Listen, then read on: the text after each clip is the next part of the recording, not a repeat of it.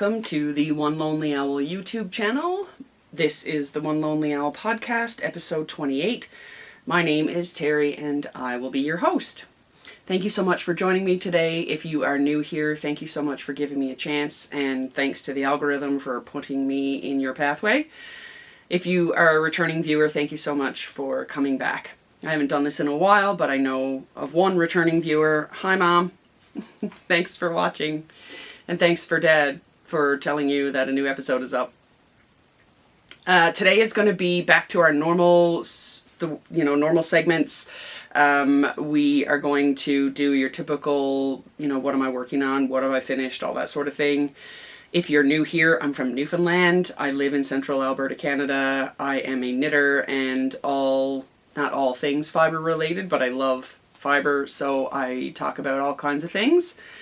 If you're here for spinning, I don't spin, and I have no desire to spin. Don't know why, but it's just not my jam. We're going to talk a little bit today about some projects I have on the needles. I'm going to show you some things. I'm going to talk about a couple of finished objects, and then we're going to finish up with an unboxing of a new, really exciting item. I don't know that I've ever actually talked about this item on the channel before, but it's been something that's been on my wish list for quite some time. So I will encourage you to stay tuned if you're interested in knitting and knitting adjacent activities. As always, I leave my show notes just down here, so you'll see me glance down every once in a while. I sort of slapped them together today, so I'll apologize in advance if there's anything that's out of order or if I forget something, because I usually do. Side note, totally forgot to show you guys a finished object. I don't even remember what it was. I think it might have been a sock last time. But yeah, if you're new here, sorry in advance. And if you're not new here, it's your fault because you keep coming back. Anyway, so we're going to go through a few things. Show notes are down here. Everything I talk about in this week's episode you will find in the description box, which you will see right below this video. I think you have to click more. You might have to click more twice to get to the description. I'll have all my contact information there, and you'll see links to things that I talk about. I very briefly will chat about the fact that I am a cancer survivor, so I will lose my words, I'll forget where I was going, I will sometimes, maybe talk about something I've already talked about, so I'll apologize if you've heard this story before. And I also don't know if I've ever said this on the channel before, but I am diagnosed with ADHD as well, so sometimes I can be a little bit frazzled all over the place, a little bit like, ooh, squirrel. So, I'll do my best to stick to the script that, the show notes that I have, but sometimes I do fall off. And sometimes it's fun and sometimes it's really frustrating. So, that's it for the introduction. Again, thanks so much for joining me. And we'll just dive right in. This little piece that I'm about to talk about doesn't really fall into any segment. I talked about it at the beginning of my last episode, and I'll bring it up here. Because I am a cancer survivor, I sometimes mention certain things, and I am currently doing a fundraiser for the Canadian Cancer Society. I have raised over my goal. I actually don't know, but I think I've raised over $1,000, which I'm really excited about. I'm really glad to share that with you. February is Knit Every Day in February as a fundraiser for the Canadian Cancer Society. And I have been knitting every day. I've been posting on Instagram every day on my personal account. Excuse me, I'm just going to pause for 1 second because I have a tickle in my throat. Sorry about that. So February is Knit Every Day in February for the Canadian Cancer Society. I've been posting on my personal social media. I did say that I was going to look at posting on my One Lonely Owl account. I'll be honest with you, I am terrible at social media. I am a Gen X to the core, so I don't quite get how to do Instagram and to promote stuff. I'm really good at following people and liking things and commenting on things. I'm just not very good at sort of promoting my own self on there, so I apologize for that. maybe what I'll do is I'll put the link, I did this in the last episode, I'll put the link below and you can go on there and see how much money I've raised.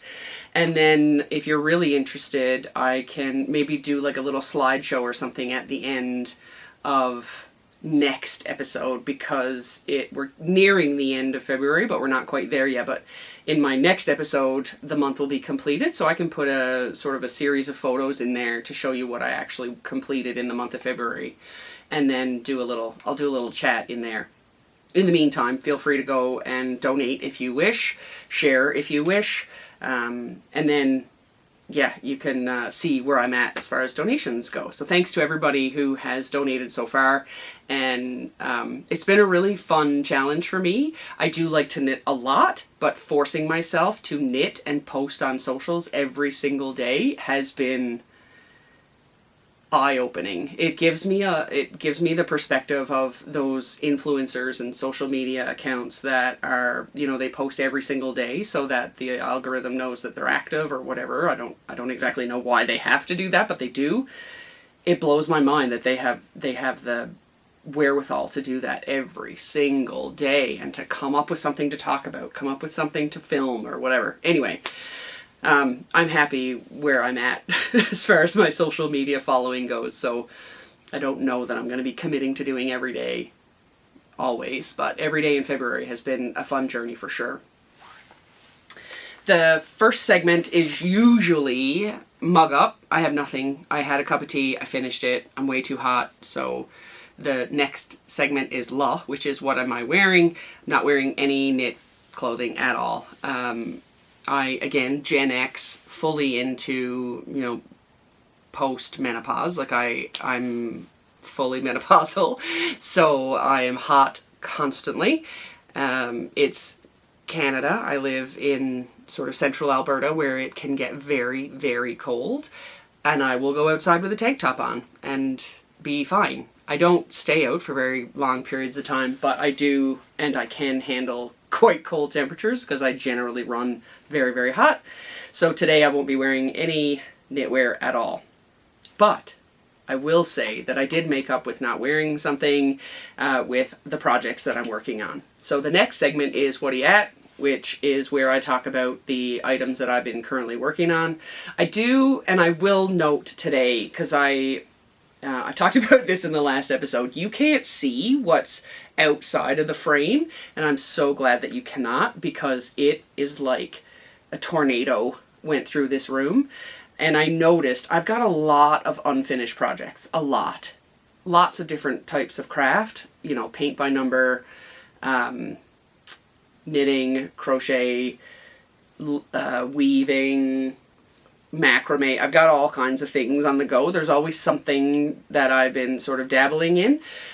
But I wanted to mention that I don't talk about all of my works in progress that I have on the go. Like, I have a bag with a sock in it that needs a second sock. I have a bag with some half-finished doll clothing that I was making for my kids' stuffies that I made for them a few episodes back now. Quite some time ago, actually. I made my kids a stuffed sloth and a stuffed giraffe, and each of those animals came with outfits, so I'm partway through finishing the outfits as well, and I haven't finished those. I have a sweater by Jennifer Steingass, the Forest Land, no, Fern and Feather, one of those, because I know I finished one. Anyway, one of those Jennifer Steingass beautiful patterns. I've got to bind off the body and do the sleeves. I've got a lot of stuff on the go that are not currently, I would say, I guess they're in hibernation. So I will talk today about, I think I have, 4.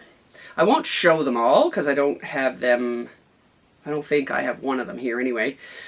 But I will talk about them. So today we're going to talk about 4 works in progress. The first one, actually, sorry, it's a little further off camera than I expected, so I'll be right back.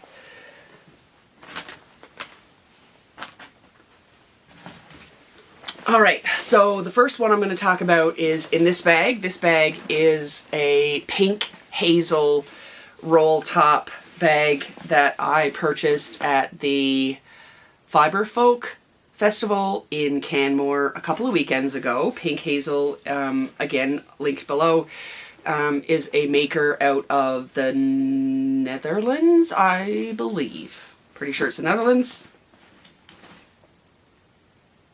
pinkhazel.eu if you're looking for her. I'm sure you can look on Instagram and find Pink Hazel as well, but you will find it linked below. This is a bag I shared with you during last episode, and so I've got a few things actually in here, I think. I know for sure one.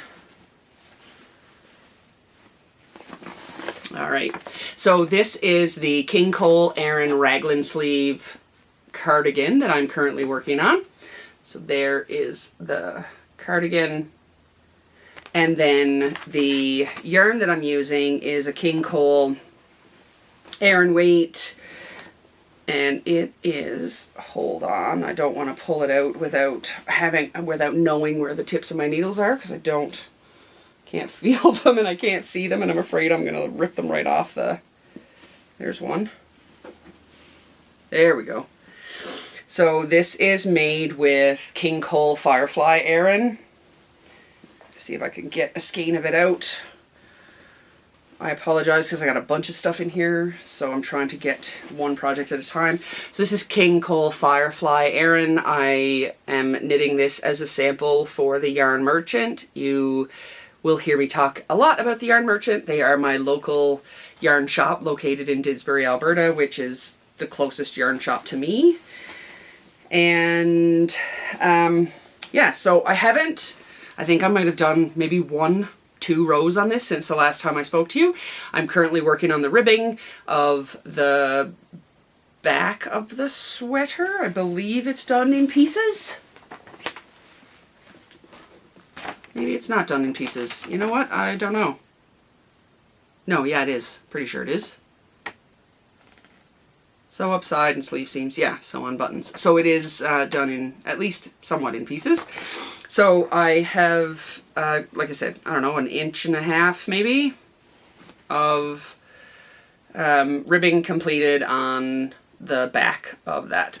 You can't really see it very well because it's a black and sort of silver, I'm going to try to get my face out of there, a black and silver makeup of yarn. It is 100 gram, comes in 100 gram makeups, 35% acrylic and 65% polyester. Maybe you could see it better in the ball. This shade is 6577 Harlequin Beetle. So again, I'm going to try to get my face out of there, but the lighting, see there's like a bit of a shimmer there? Get my face, go away. Anyway, there's a bit of a, like it's a black halo with a chainette construction, silver kind of underbelly. I don't know. Anyway, it's really easy to work with, really nice to work with. I'm making the cardigan because Lori asked me to make one of the two patterns. One of them is a pullover, the other one's a cardigan. We talked about the heat.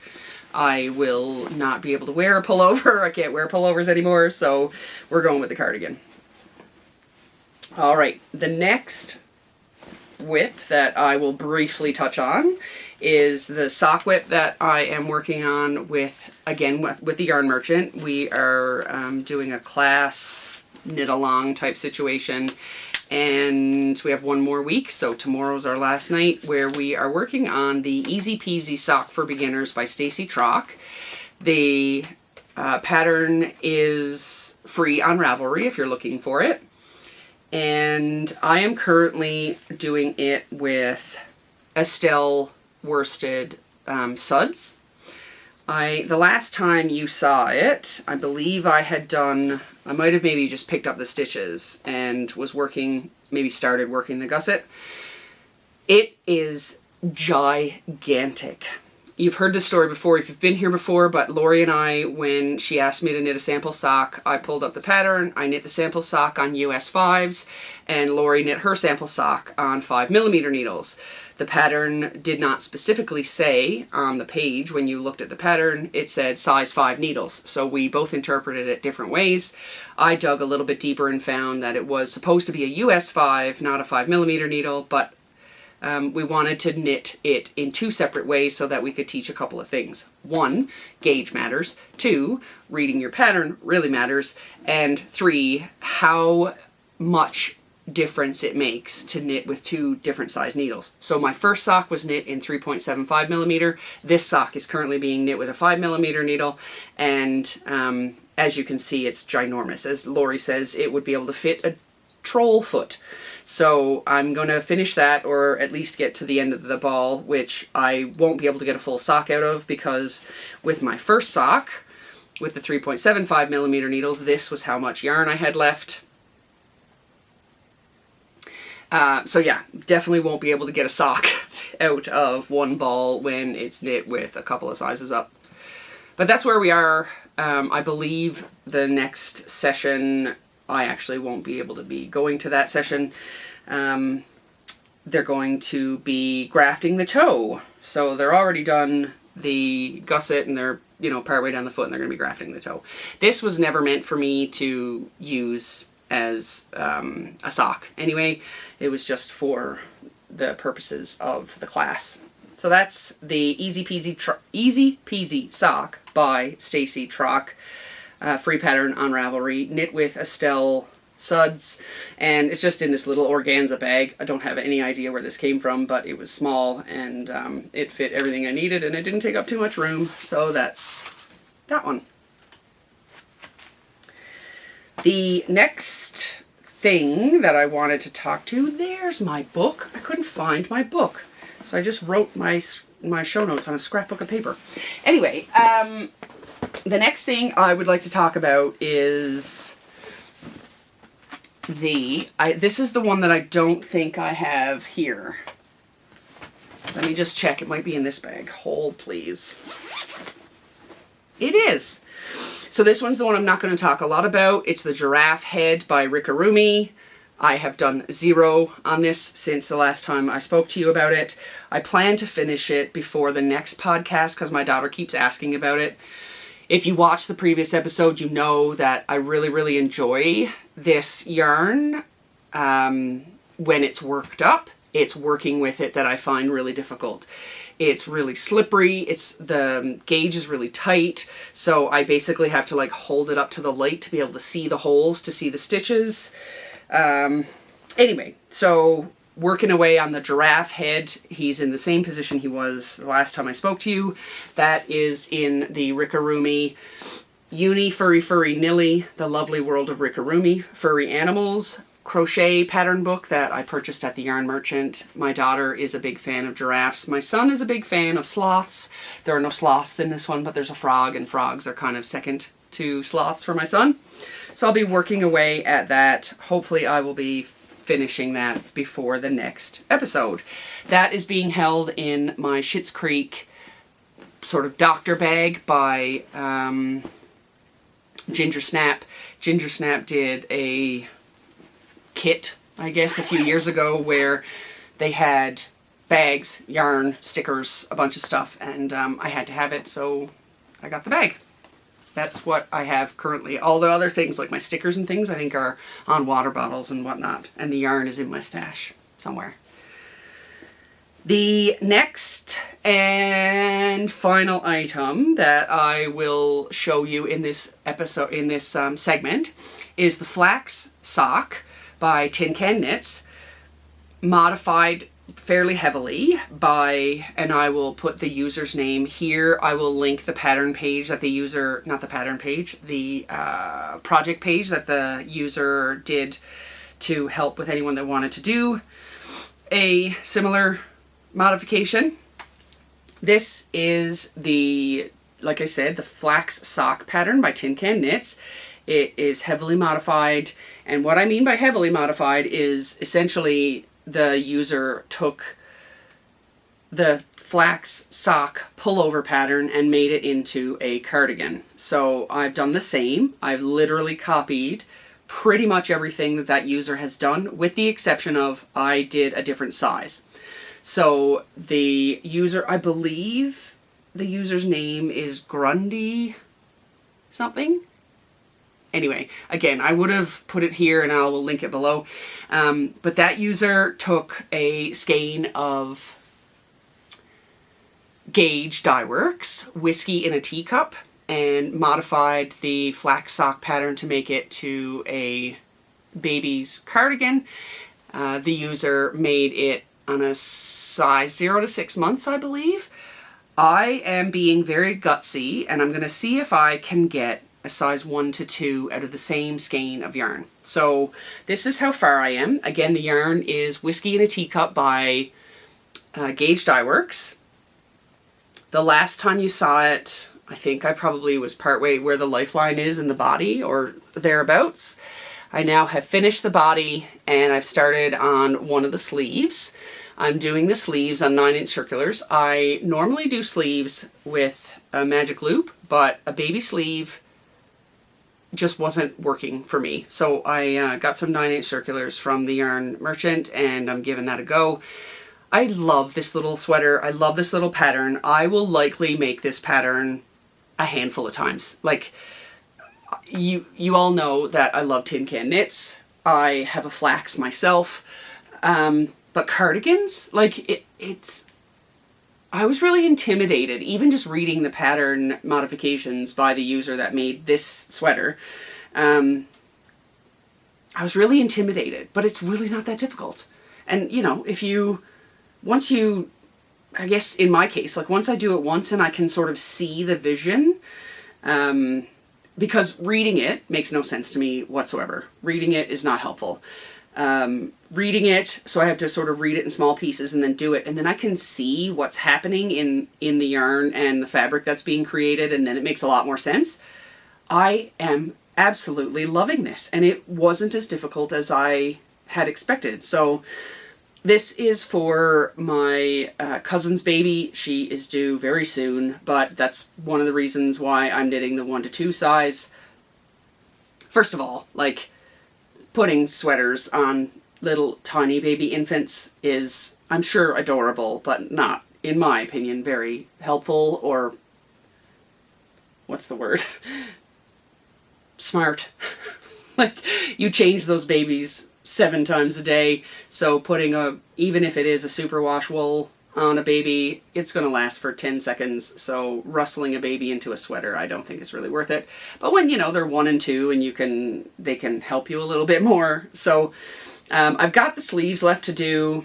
I've already done, like I said in my previous episode, I took what I had left after I finished the body and I divided it into 2 balls. So now I have 2 equal amounts of yarn to finish one sleeve and then the other. I'm hoping I'm going to have enough. It looks like I will. I don't know how much a baby sleeve takes, so let's keep our fingers crossed, shall we, with the game of yarn chicken.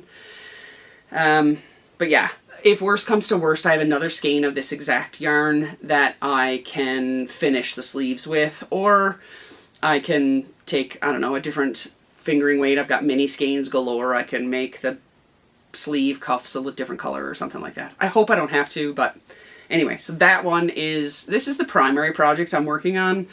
I'm not really in a hurry to get it finished, but I'm really enjoying it. And baby sweaters knit up so fast, even in fingering weight. I find that it is, it's really rewarding in the dopamine area of your brain, you know, when you get the dopamine kick when you put a stitch marker or a progress keeper in, you see progress fairly quickly on a baby sweater. So that one will hopefully be finished. I'll say likely be finished by the next podcast, but not going to make any promises. But you will see it again, because it'll either be a work in progress next time or it will be a finished object next time. So that's the final work in progress for this segment. The next segment we are going to address is called Yes Buy. Yes Buy is where we talk about items that I have finished. Today we have 2 items. One a knitting object and the other a weave. I'm so excited to show you both of these. So the first one I'm going to show is the knitted object. This is the Linus shawl by Annett. This is also a free pattern on Ravelry. I've talked about this for several episodes because I was working on it what seemed like forever. I finally got it blocked. I got all the ends woven in and it's ready to be gifted. This is a shawl for my family doctor who loves pink. It's knit with Polkadot Creek. I won't try to tell you the colorways because I don't remember them. I know the ball band is over here somewhere, but again, you can't see what's over there. So as my mother used to say, a cat wouldn't find her kittens in there. But it's Polkadot Creek. It was a Valentine's Day set from a few years back, and I absolutely love what I've done with this shawl. So I took a mini skein and the full skein of fingering weight 75-25 from Polkadot Creek, and I knit the Linus shawl, and I basically just like eyeballed it. I did a little bit of the mini skein, and then I did a big chunk of the regular skein, and then I did another little stripe of the mini skein, and then I did this little like 3 stripes, 3 little small stripes, and then I finished it with the color of the mini skein, the solid color.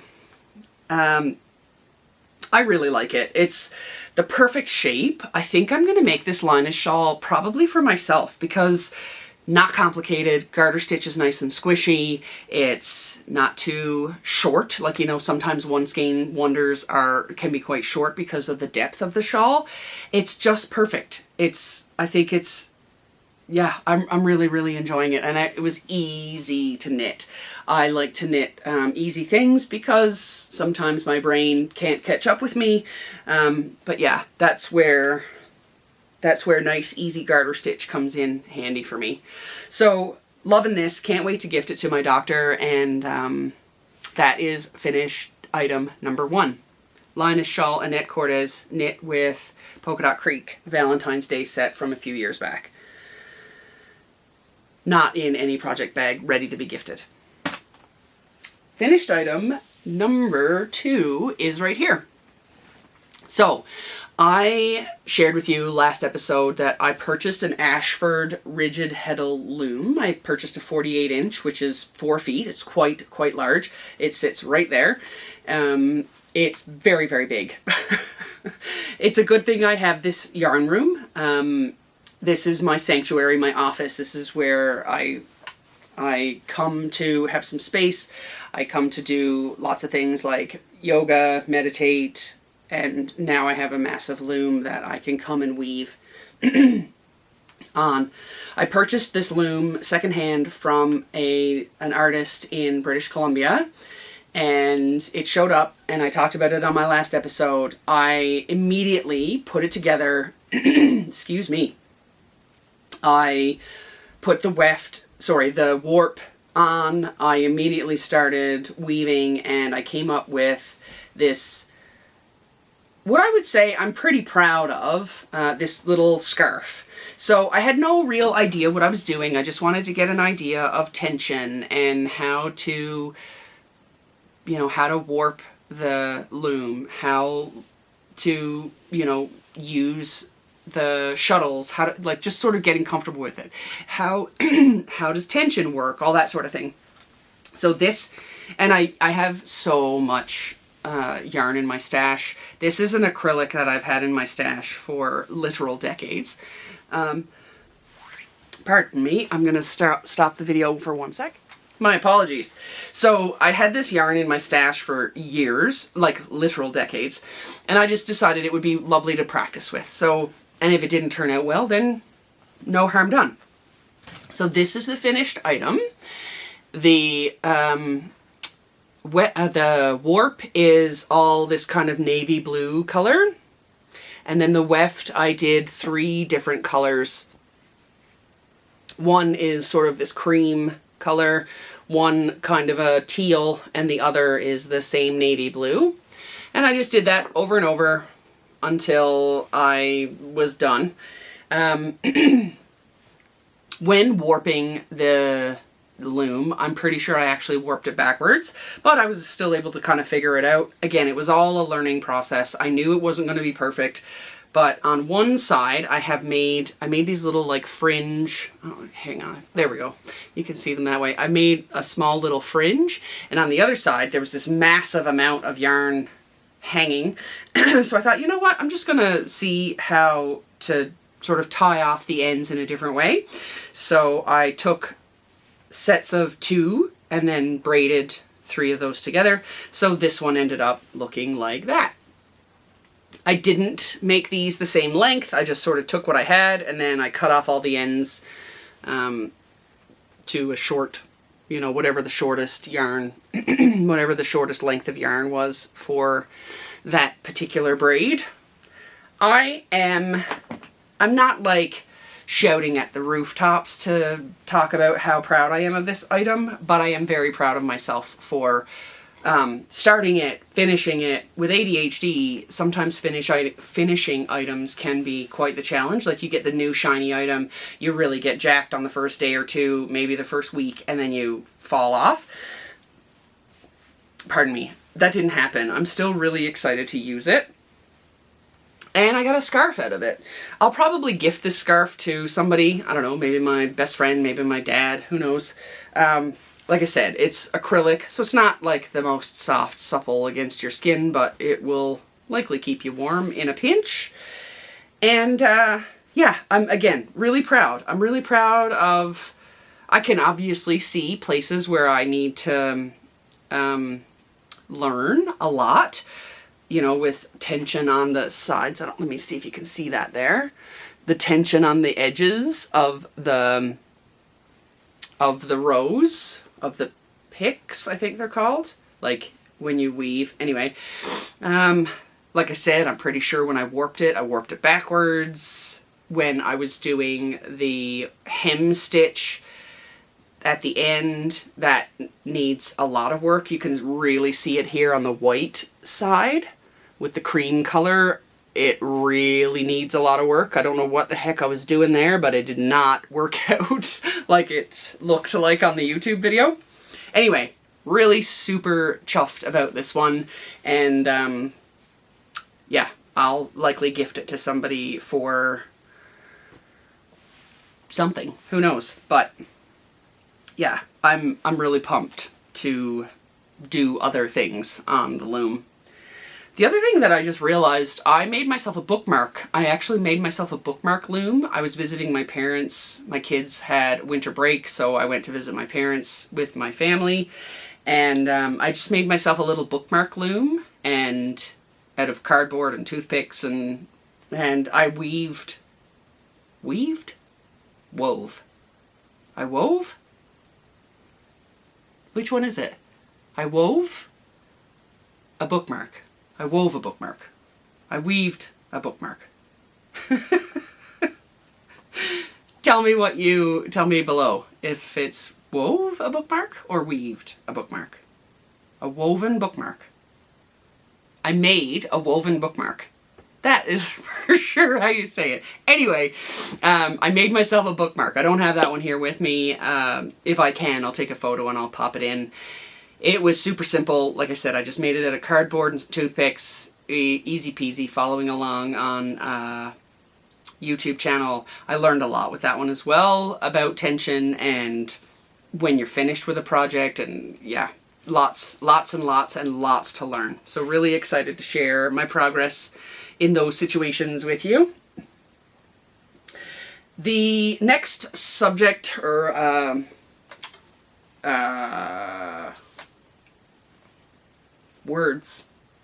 the next segment that we're going to talk about is twacking. Twacking is where we talk about things that I have purchased. So basically I went shopping, and what did I buy? So the first thing I will show you is something that so we have a knitting guild at the Yarn Merchant that I suppose is hosted by the Yarn Merchant. We are just, we are starting a knitting guild, I guess you could say. And we have decided as a guild that we want to do a silk knit along in April. So on April 1st, we're going to cast on. So I purchased some silk that was available at the Yarn Merchant. If you've been here before, this won't shock you at all, but the color that I picked, what's it called? Oh, I don't think it actually has a color. 6968. It's this sort of golden yellow, mustard yellow color. I am so excited. It's 50% mulberry silk, 30% extra fine merino, and 20% superfine merino. It's by Gathering Yarn Presents Vera. It was made in Italy. I am so excited to use this. It is so deliciously soft and just beautiful. I cannot wait to start knitting with it. It's put up in 50-gram balls or donuts, and it's 125 meters. Yeah, I cannot wait to make that. So I bought a bunch of those to do the silk knit along with the guild members at the Yarn Merchant starting on April 1st. So keep your eyes peeled for that. You'll see me start that in April. I'm not sure exactly what I want to knit. I've talked in the past about wanting to make a ranunculus, so maybe I'll finally make my ranunculus. And if it's made out of silk and short sleeve, maybe it won't be a furnace for me. Is silk supposed to be really warm? You'd think I would know this, loving fabric and yarn and fiber as much as I do. Anyway, so that was my first purchase that I wanted to share. The second is sort of a bag full of goodies that I purchased at Joe's Yarn Garden. So Joe's Yarn Garden in Stony Plain, Alberta. I went up to visit my parents, as I mentioned before. And Stony Plain is a small town that has a yarn shop called Joe's Yarn Garden. Joe is a beautiful weaver. I've been in her shop many, many times before. I go there every time I go to visit my parents. But this time I went because I specifically wanted to talk to Joe about weaving. I could have stayed there all day, quite honestly, but my dad was with me, so I didn't because he was being very patient, waiting for me in the car. I apologize, I'm going to lift something out and it's going to be crinkly. Before I move into what I purchased at Joe's, I'm just going to show you very briefly. I picked up a giant ball of Aunt Lydia's classic crochet thread, Classic 10 by Coates & Clark. I did that because I wanted something that I could sort of relatively cheaply put as a weft if I needed to while I was practicing. So maybe I'll make something out of this whole thing, but it's, like I said, it's cheap.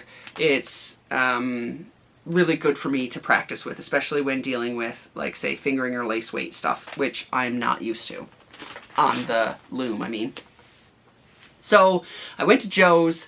I picked up a boatload of things. I specifically went into Joe's to pick up a shuttle. So I have a 48-inch loom and 48-inch shuttles.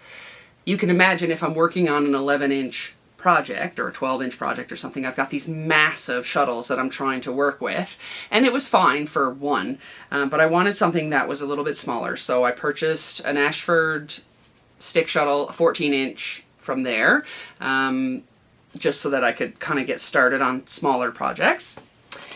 I found some, do you call it yarn? What do you call it when it's weaving? I suppose it's yarn. It's string, anyway. So this is Maurice Brasseur, I believe is how it's pronounced, cotton, 2/8. This is in the cream colorway. The colorways are I'm gonna do my best, but they're always hard to find the proper colorway there. And then I think this is, so Maurice Brasseur is a French company. It's located in Quebec in Canada. So apologies if you are French. I'm not a French person, and I haven't really spoken any French since grade 9, which was in the 90s. So we'll just leave it at that. This is Olive Fonce, so sort of like a forest green color. With the lighting, it's not the best. Back here on this side is probably the best depiction of it. That's again the cotton 2/8. This is same company, but this is the Kotlin 1418 VL, or so I'm gonna guess like gold something is what it stands for. Again, I apologize. I am not French. Yeah, this is half pound. It's 2/8 Kotlin, so it's 40% linen, 227 grams. 60% cotton. Sorry, 40% linen, 60% cotton, 227 grams. And the color is Viel or Vielor. Again, apologies. So this is sort of like a golden mustardy color. Another Cotlin, and sorry, this is a cotton, 100% cotton. This is the 2/8. This is in the colorway Stone. The lighting is so terrible. I apologize. I've got massive shadows. And then, sorry, this is the other Cotlin. This is Olive. As you can tell, these are my colors. The green, the mustard gold sort of color. I also purchased a new Ashford threading hook, the double-ended threading hook. So the one that came with my Ashford was like with the loom was the small metal hook. It did not have this big hook on the end. So I specifically purchased that for this end because the other one looks kind of like this, which I don't think you'll be able to see, but it's a very, very, very small hook. And it's a lot harder to weave, like to pull your warp through the heddle. So, yeah, I specifically purchased this hook for that reason. And finally, the last purchase was this book, the Ashford Book of Rigid Heddle Weaving Revised Edition, Process, Patterns, and Projects by Rowena Hart. This is a great resource. I have tons of resources for knitting, crochet, all that sort of thing, but I have nothing for weaving. And Ashford seems to be the company that I have found anyway that is really helpful for those types of things. They've got a YouTube channel. So I purchased this book to help me with some basic weaving, and there's a couple of really neat patterns in here that I might want to try once I get a bit more skilled at the craft. So that's my sort of haul that I did at Joe's Yarn Garden. I forgot to mention I purchased some ChowGoo fixed 3.75 millimeter needles at the Yarn Merchant as well when I picked up those balls of yarn because of the baby sleeve. When I was knitting the sleeve, I mentioned that I was doing it in magic loop and it just wasn't working. I got some 9-inch circulars and that made a world of difference. Let me just see. Oh my gosh, I almost forgot. I mentioned this early in the episode where I have an item that I have wanted in my knitting arsenal, I suppose, for quite some time. And I finally found what I think is going to be the best option for me. I'm going to pause you for a second because I need to go grab something to open the box with. I'll be right back. Okay, don't worry. These are not fabric scissors or nice scissors. They I think would barely cut butter, to be fair. I don't even know where they came from, but they've ended up in my craft room and they are not good for anything crafty. So this is a circular sock machine I purchased from Sound and Fibre in Parry Sound, Ontario. Sound Yarn and Fibre. My apologies, Sound Yarn and Fibre. I think they used to be called Bear Valley. So if you're looking for them, you should be able to find them with Sound Yarn and Fibre, but they were previously known as Bear Valley. So I purchased this. Like I've said, I've been wanting a circular sock machine it's been over a decade. It's been before I met my husband, and we've been together it'll be 14 years this year. So, I had been even considering saving my pennies and purchasing an Earl Backer Gearhart Speedster from the United States. I've been watching the exchange rate. I've been, like I said, saving my pennies. I just could not justify the price tag. There had been a couple of options over the years. I have, the Centro knitting machines. I've played with those a little bit, but I really I don't want to make hats. I wanted fingering weight sock machine. I came across Sound Yarn and Fibre in Parry Sound, Ontario, and it ticked all of the boxes. It is I suppose, if you'd call it, a woman-owned company. Her and her husband work together to manage this company. Although I'm pretty sure her name's Rachel. I apologize if I'm incorrect, but pretty sure that Rachel does most of the work on her own. She and her husband, I believe her husband may be an engineer, and I apologize if I'm butchering this, but I believe her husband worked away at building a 3D printed sock machine and sort of perfected it, and then they began to sell them. So, number one, it is affordable, especially in comparison to a circular sock machine that is made out of metal, and with an exchange rate from the United States. The second is it doesn't have the lead time, so it took I think 3 weeks for it to arrive from the moment that I ordered it to getting it at my door. And that included what I'm assuming is where they either had to make it, ship it, and it got lost. I live rurally, and that happens all the time. It's got nothing to do with the company that sent it, or probably even the guy that drives the truck, but things get lost when they're on their way to us all the time, so that's not a surprise. We always calculate that in when we're trying to order something. We always give a little bit of leeway. And it's Canadian. So, again, if you're new here, I'm a big supporter of local business, and that includes when I can't get something literally local, which, again, I live rurally, so I don't have a lot of options. I will support as close as I can, and this is local as far as circular sock machines go because it's Canadian. So I'm very, very excited to open this box. I will apologize in advance. I do not know. I have no idea. I've never opened it. The tape is still all intact. It's super cute. It says, "I heard you got mail." Let me see if I can put that up there for you to see. How cute is that? Don't know if that focused or not. But I don't know how it's wrapped. I don't know how it's packaged. So we're gonna do this together. God, these scissors are terrible. Like I said, my fingernail's probably sharper than these. So we're gonna open it together. Are you excited? I cannot wait. I can't believe I was actually able to wait this long because I got it a couple of days ago and I haven't opened it.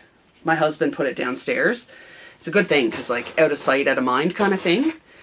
Because otherwise I would have ripped into it and you guys wouldn't have got to experience it with me. Okay. Put those away. So I open up the box and the first thing... Aw, so cute!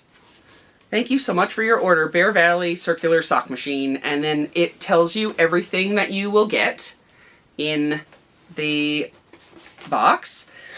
It has an assembly instruction and startup guide with color printing. Looks really good. So excited. And then some air packets. Again, I apologize. There's going to be some rustling and things. I apologize in advance. A little maple leaf, probably a maple cookie there. Or not a cookie, a candy. So give that a go after. This is probably the needles I expect. So this is a little sort of pencil case looking thing. And it's got a bunch of things in here. Oh, no way! It comes with a bonnet. I didn't know that. Well done. There we go. And then all of the parts, the super lube, the counter, it looks like there is a latch hook, or not a latch hook. Yeah, it might be not a latch hook. There's some little snips. There's a little tiny ruler. Oh, I love it. Yay! I'm not going to pull all these little small pieces out. But, woohoo! What's this little guy? A crochet hook of some sort? No, this is it is a latch hook. And then this one must be, this is like to an express hook. Oh, the spring for the circular sock machine is here. A big binder clip, a measuring tape. I forget what this is called. The like half moon thing that you use to lift or lower the needles. Oh, I'm super pumped. Yeah, all the needles are there on the bottom. Yay, I'm so pumped. So there's all the little things and a little bag. That's perfect that they all will sit in. Apologies for the paper rattling.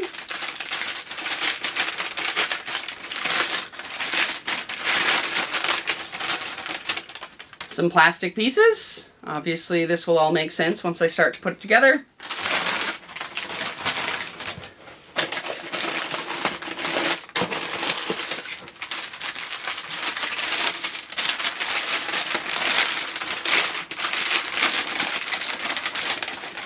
This is the thing that it sits on the table, I believe. Like you put the thing in and you hook it in with these little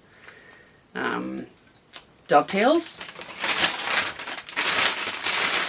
Oh, I didn't tell you the color that I chose. The color that I chose was called Nebula. It's sort of like a purpley night sky kind of looking color. It's a bit metallic. This will be the oh my goodness, the things that go inside, the like little canisters that the needles go in. Oh, the word escapes me. Anyway, it'll come to me. So this one is the 64.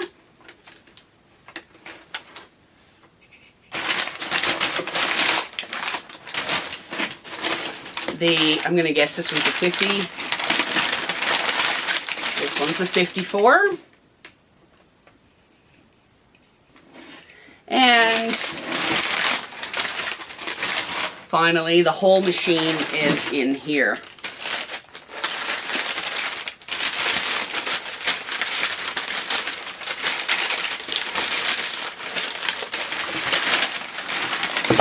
Whoa! So there's the bottom sort of gear, I suppose. Apologies. I want to point out this little bear. I don't know if you can see it, but right here, there's a bear engraved on the item. I love that. Absolutely love that.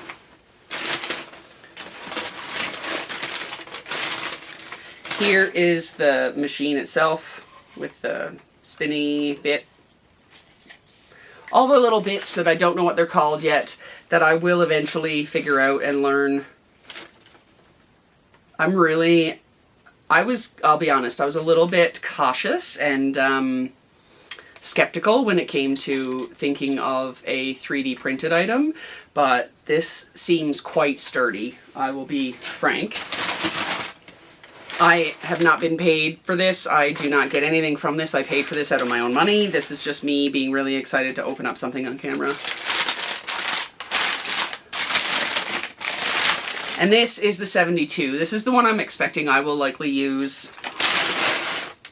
But yeah, super pumped. I'm super pumped. I'm so excited to put this together. Yay! All right, so that is the circular sock machine. Like I said, it comes with 3. Why can't I think of what these are called? I want to say canisters. It's not a canister. Anyway, comes with 3 of these different sizes. You can choose your sizes. You don't have to get the same that I purchased, but I chose these because I think that they'll work best for me and my family. And like everything else that I talk about in this episode, everything will be linked below in the description box. So go ahead down there and have a look if you're interested.